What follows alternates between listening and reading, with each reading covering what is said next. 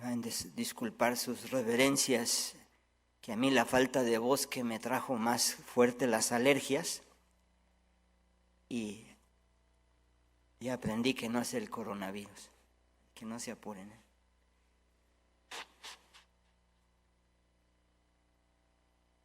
Bueno, cada quien ha de pagar su pecado, ¿verdad?, en este tiempo de confinamiento. Pues hoy con alegría celebramos al Día de las Madres, este don maravilloso del libro. A mí me encanta muchísimo leer el libro del Génesis, que refleja el amor profundo de Dios como madre, que es el que engendra, ¿verdad? Dice, el amor de Dios se ha revelado en el Padre y en la Madre. Es la imagen de Dios en este mundo. El libro del Génesis así lo dice, ¿verdad?, más que el sol, porque nos revela el poder de Dios. Más que el sol nos revela el poder de Dios una madre y un padre. Los dos revelan el amor de Dios. Hoy celebramos el don de la maternidad, este don maravilloso de engendrar y dar la vida, y el acompañamiento, el cariño que uno siente de Dios Padre, de Dios Creador, a través de las madres, ¿verdad? Como Dios Madre, algunos han dicho, ¿verdad?, porque es el reflejo de la parte de Dios como madre, lo reflejan las madres, y la parte de Dios como padre, pues lo reflejan los padres. Si no, no hubiera civilización, ¿verdad? Las civilizaciones están fundadas sobre el hogar, sobre la casa, y lo que la madre deja en huella en los hijos crea los pueblos, ¿verdad? Si no hay unión en el hogar, no hay unión en la sociedad. Si la madre no deposita en el corazón de sus hijos el cariño, la comprensión, el respeto, la ternura, pues no lo hay en la sociedad. Por eso, pues con agradecimiento por todo ese cariño y respeto y comprensión que recibimos de nuestras madres, que guardamos en nuestro corazón, hoy agradecemos a Dios este don. Yo agradezco a mi mamá por todo lo que aprendí. De mi mamá aprendí, pues sobre todo la responsabilidad. La responsabilidad es algo que guardo con mucho cariño. Gracias, mamá, por el tiempo que dedicaste, y también el hígado que pusiste a que cumpla con lo que tenía planeado. Siempre me alabó, muchas veces me alabó mi madre, las responsabilidades que tenía, y eso pues lo he guardado con mucho cariño. Yo recuerdo un día que estaba feliz porque tenía 5 minutos para alistarme, y mamá se puso muy contenta porque yo había manifestado mi responsabilidad. Bueno, esa es parte de lo que hoy agradecemos. Cada quien en su corazón agradecerá este don, y lo que Dios guarda siempre es en nuestras almas, es ese deseo de llenarnos plenamente de Él, ¿verdad? Nuestros padres nos dejan una huella que tenemos que hacer crecer en nuestra vida. Celebramos hoy este acontecimiento que para nosotros ha sido definitivo en la historia humana, que es la Pascua, ¿verdad?, la resurrección de Cristo. En Cristo hemos encontrado un camino para restaurar la naturaleza humana, nuestra humanidad, lastimada y herida por el odio, la envidia, el resentimiento, aquello que nos llevó a vivir erróneamente lo que llamamos el pecado, ¿verdad?, el desprecio de Dios y el desprecio de los demás. La incapacidad para poder conocer a Dios provino del pecado, la incapacidad de poder relacionarnos entre unos y otros provino del pecado. El pecado seca el corazón humano. Aquel que se entrega a sus pasiones despreciando la voluntad de Dios tiene en su vida una herida, le provoca una herida, una ruptura, y esto indudablemente que provoca una incapacidad para sentirnos bien, para desarrollar. Ya los antiguos lo habían entendido, habían desarrollado una filosofía que los llevó a crear un sistema doctrinal que se llamaban estoicos, de los que cristianos se sentían muy cercanos, ¿verdad? El exaltar las virtudes humanas, lo importante que es que las personas vivan en la virtud y se alejen del vicio. Ya los antiguos lo habían entendido, pero la revelación de Dios nos lo manifiesta aún mayor, ¿verdad? Somos incapaces de la virtud.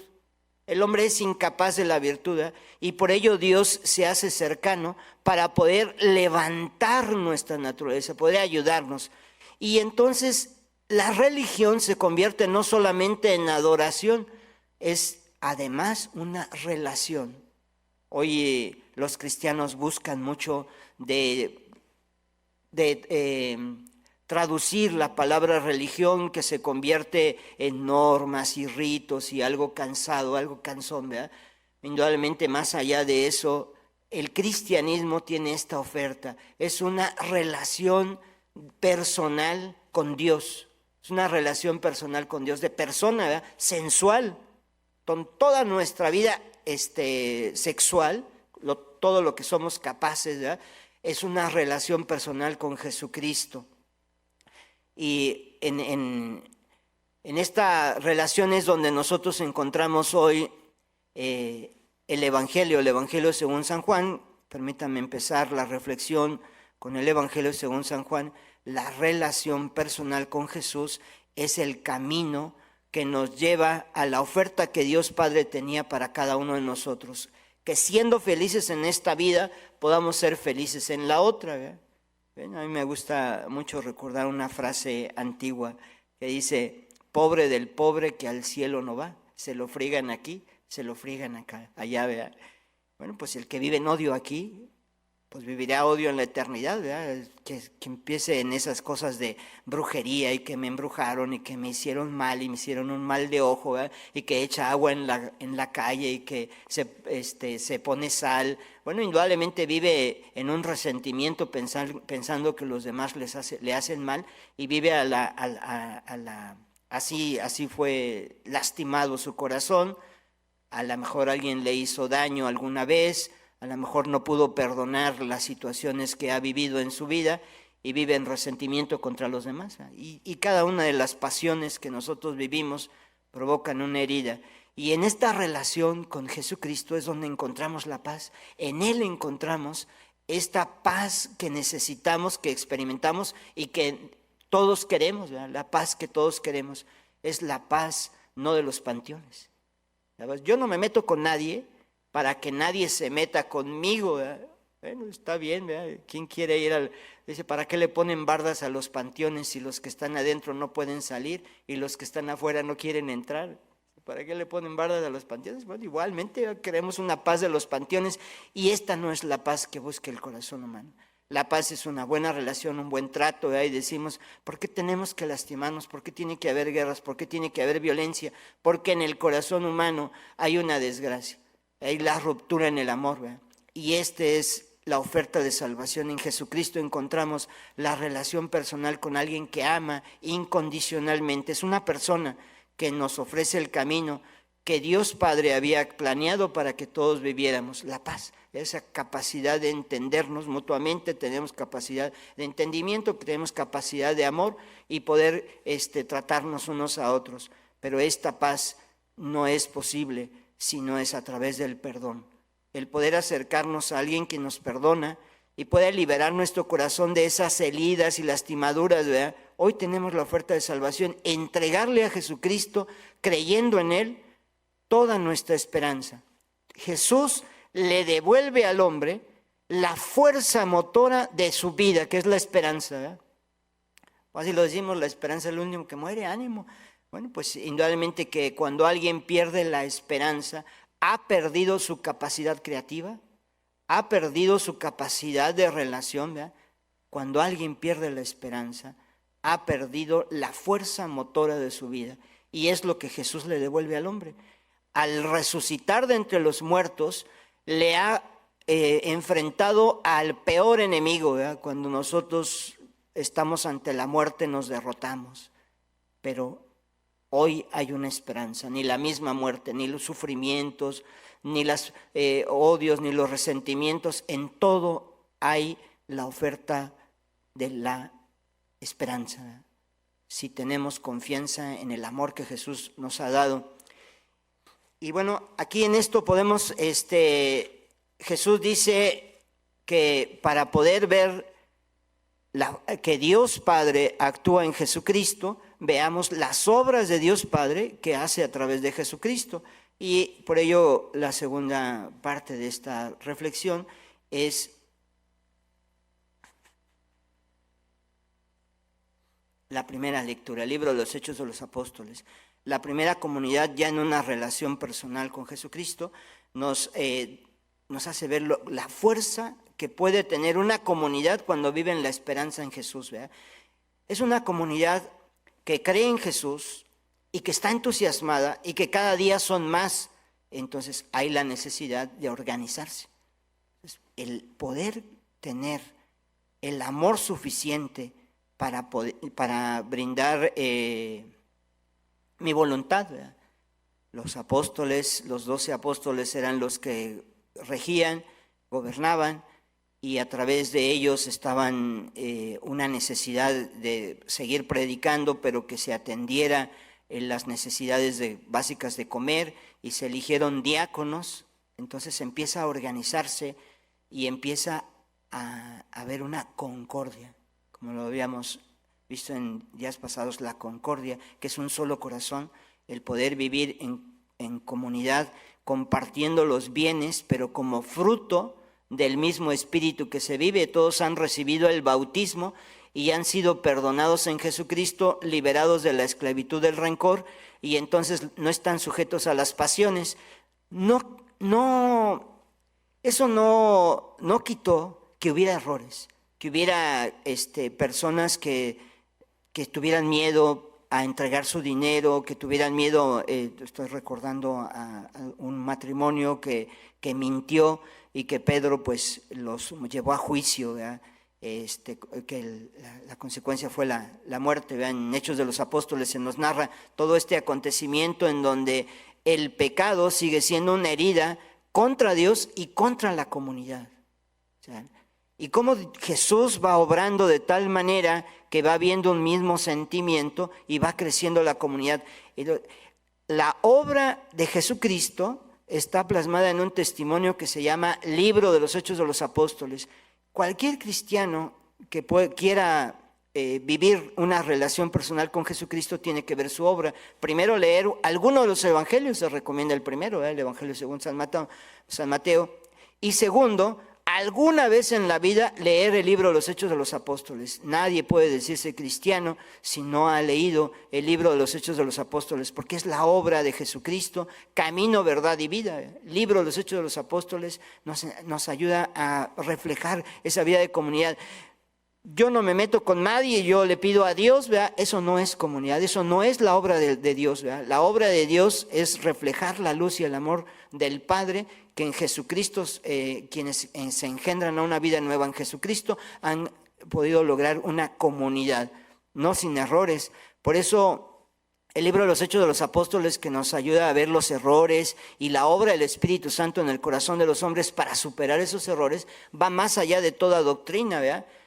Va más allá de toda doctrina. Alguien que juzga a la luz de la razón habla de hipocresía. Alguien que juzga a la luz del corazón habla del error humano salvado en Jesucristo, ¿verdad? Aún los errores fueron parte de lo que la iglesia fue creciendo, fue lo que hizo que la iglesia fuera creciendo, ¿verdad? Luego vinieron la necesidad de reunirse, los concilios, ¿verdad? La necesidad de expresar la doctrina, lo que la iglesia cree en Jesucristo. Por eso la segunda parte del libro de los Hechos de los Apóstoles se llama Historia de la Iglesia. Y todo cristiano que ha llevado su contemplación, su vida de relación personal con Jesucristo para ver la obra del Padre, ha necesitado de recurrir a la historia de la Iglesia para contemplar y ver la obra del Espíritu de Dios en la historia humana. Todos los acontecimientos de la historia humana, todos los acontecimientos han permitido que la iglesia florezca, crezca y se haga más visible divinamente. Los errores, bueno, esos son humanos, siempre los va a haber, toda comunidad los va a tener, pero se van quitando, ¿verdad?, de la vida de la iglesia gracias a los acontecimientos del mundo. Por ejemplo, cuando llegaron en conflicto las dos civilizaciones, la oriental y la occidental, en Roma, los primeros siglos de la iglesia había tenido 275 años de persecuciones, ¿verdad? Cada vez que uno de los emperadores decidía formar el imperio más fuerte, tener renovarse o sus creencias como paganos, ¿verdad? Sus creencias como legalistas, hacían una persecución contra la iglesia, y cada vez que perseguían a la iglesia y llamaban a juicio a los cristianos y los asesinaban, les daban la pena de muerte por estar en contra de la religión del Estado, la iglesia cada vez crecía más. Hasta que uno de los emperadores dijo, no, estos no, se hacen más. Dejó de perseguirla, y hombre con conciencia, Constantino, a lo mejor ustedes habrán oído, el emperador, pues en lugar de perseguirla, la hizo parte del imperio, y ahí es donde empieza pues una dificultad mayor para la iglesia, que es el ser parte de una institución que está legalizada, y entonces adquiere prestigio, porque la iglesia, al hacer las cosas por amor a Dios, las hace el bien y lo hace bien, entonces adquiere prestigio, y ahí es donde muchas personas se suman al camino de la iglesia por prestigio.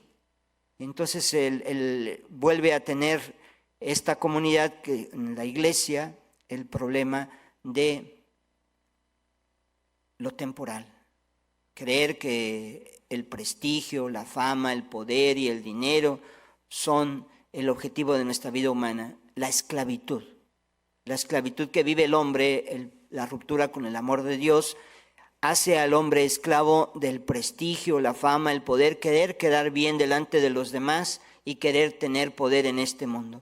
Y ahí es donde el hombre pierde su vocación, no ha sido creado para eso. La segunda lectura anima a los cristianos, ese es Pedro. Pedro es el primero que habla después de que la iglesia recibe el Espíritu Santo, es el primero que habla. Pedro es el que da normas, y Pedro es el que sale adelante, y Pedro es el que visita las comunidades, ¿ya? Bueno, pues indudablemente que ya es parte de la obra del Espíritu Santo tener el ministerio de la unidad. Para que la iglesia sea una, tiene que haber uno que la gobierne. Y con el tiempo los sucesores de Pedro se pelearán con los gobernantes, porque los emperadores, siendo ya cristianos, querían mangonear y tener control. Dice, tú en lo temporal, la iglesia en lo espiritual, ¿verdad? Pero eso vendrá en parte de la historia de la iglesia, la dificultad. Pedro se dirige a los cristianos y los anima, y con esto terminamos nuestra reflexión de este domingo, animándonos a recuperar nuestra verdadera vocación, el vivir plenamente esa relación personal. Si creemos que Jesucristo, así lo dice Pedro, ¿verdad? Dichosos pues ustedes los que han creído. En cambio, para aquellos que se negaron a creer, la piedra que rechazaron dice, vale lo que se dijo, ¿verdad? La piedra que rechazaron los arquitectos para construir, no quisieron esa piedra, se ha convertido hoy en la piedra angular, ¿verdad? En donde se recarga todo el edificio. Ustedes cristianos son una estirpe elegida, sacerdocio real, nación consagrada a Dios, pueblo de su propiedad. Ahí entonces la iglesia empieza a tener la identidad, y Pedro la manifiesta, ¿verdad? Somos una comunidad escogida, y la relación con Jesucristo es lo que nos mantiene en esa vocación de pueblo de la propiedad de Dios, ¿verdad? Pueblo de Dios. ¿Para qué nos ha llamado Dios? Para proclamar las obras maravillosas de aquel que nos llamó de las tinieblas a la luz, más allá de una filosofía, más allá de una ética, o más allá de una manera de entender, es una manera de vivir, ¿verdad? Es la experiencia de la vida cristiana a la que estamos llamados todos, y es abundante. No tengan miedo, a donde yo me voy, les voy a preparar un lugar, ¿verdad? No tengan miedo a vivir. Dice la Madre Teresa de Calcuta, decía, ¿verdad? La vida es un riesgo, pero vale la pena hacerlo, vale la pena vivirlo. Y bajo este riesgo, las tentaciones, la mayor desgracia es perder la esperanza.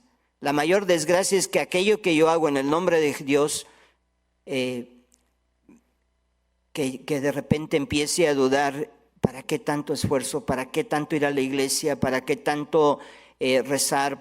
Indudablemente es para mantener mi fe como una vela encendida, ¿verdad? Mantener el aceite en la vela encendida, y necesito de la relación personal con Jesucristo que se me ofrece, porque Él es el camino.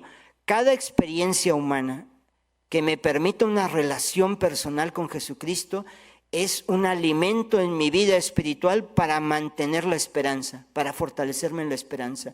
Cada vez que nos rezamos a rezar el rosario, nos reunimos a rezar el rosario, cada vez que nosotros tenemos la experiencia de comunidad, alimentamos la esperanza. Por eso las comunidades se agrian, porque pierden la esperanza, ¿verdad? Son repetitivas y no se abren a los nuevos caminos y no están abiertas, y entonces las comunidades empiezan a agriarse, y bueno, eso es parte de la naturaleza humana, ¿verdad? Así vamos al hospital y la curva de la pantalla está para arriba, está para abajo, pues está vivo, ¿verdad? Así es nuestra vida humana, así es nuestra vida cristiana, ¿verdad? Vamos para arriba, vamos para abajo, pero porque si nos mantenemos así, pues ya, tan bueno que era, ¿verdad? No podemos mantenernos. A veces que padecemos de oscuridades y nos vamos para abajo como comunidad cristiana, la iglesia, ¿verdad? Estamos ahorita tratando de salir de un momento de oscuridad, de clericalismo, de racionalismo, de lo que se llama relativismo, ¿verdad? Fue un impacto que vivimos con la influencia social. Yo creo, en lo personal, yo creo que el protagonismo fruto de las películas, es decir, ver películas y nos crea una imagen protagónica en la vida, ha afectado toda familia y toda comunidad humana. Y en esta semana estamos invitados a escuchar la voz de una madre que desde el cielo ha venido a decirnos: necesito que ustedes se preparen porque la humanidad va a pasar una grande dificultad. Y si los cristianos no se alimentan de la relación personal con Jesucristo, dice esta madre del cielo, ¿verdad?, entonces los cristianos no van a poder colaborar con estos momentos difíciles de la historia. Era 1917, 3 niños se les encargó el mensaje, ¿verdad? A mí nunca se me hubiera ocurrido escoger a 3 niños, y menos a los más pequeñitos, para formar un ejército que hoy está siendo la salvaguarda del mundo entero, ¿verdad? Mantener nuestra relación personal con Jesucristo adorándolo y ofrecerle nuestros sufrimientos y sacrificios para que su sangre pueda seguir derramándose en nuestra vida. Esta es la experiencia que estamos invitados a vivir. Esta va a ser la primera vez que en Fátima no se van a reunir los cristianos para celebrar este acontecimiento, pero desde 1918, se han reunido para celebrar este acontecimiento de gracia. Una madre del cielo que invita a sus hijos a reunirse para que, creyendo en Jesucristo, puedan mantenerse en la fe viva, que la esperanza no se apague. Le pedimos al Señor que este acontecimiento que vamos a vivir esta semana, 13 de mayo de 1917, fue el inicio de una invitación. Vendrán cosas difíciles, el mundo está por pasar acontecimientos graves, pero si el cristiano se mantiene en la esperanza, en esa relación viva y personal, el camino de la eternidad estará preparado en el corazón de quien acepta la voluntad de Dios, ¿verdad? Acepta el camino de su esfuerzo cotidiano, de su vida cotidiana, para hacer lo que Dios le ha encomendado en esta vida. Ya pedimos pues en esta semana por la conversión de China. Pedimos al Señor su gracia en el nombre del Padre, del Hijo y del Espíritu Santo.